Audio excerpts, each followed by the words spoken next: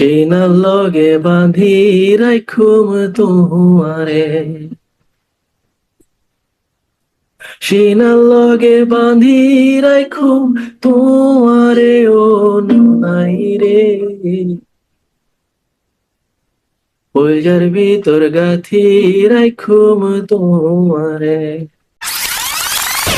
আমার মনে আছে আমার বাবার সাথে আমার একটু মনোমালিন্য ছিল কিছুদিনের জন্য।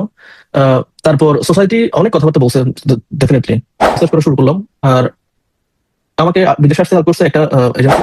আমি জানি যে ওই দেশের সেলফ ফান্ডিং আমি পড়াশোনা করতে পারবো। এরপর আমি একটা ইউনিভার্সিটি চুজ করলাম, কোন ইউনিভার্সিটিতে আমি আমার ইচ্ছা আছে আমি ভর্তি হবো, সাথে চাকরি পাওয়া যাবে ওইটাও না।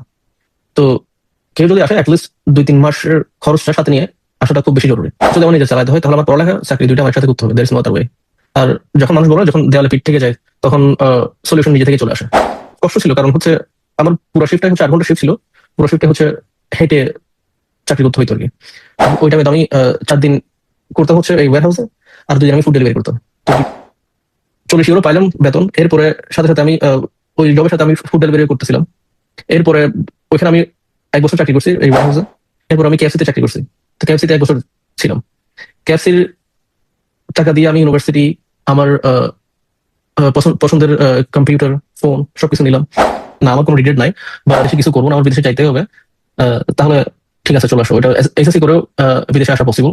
ব্যাচেলর ছাড়া বা কোনো কোনো কোনো উচ্চতর শিক্ষা ছাড়া বিদেশে আসা পসিবল।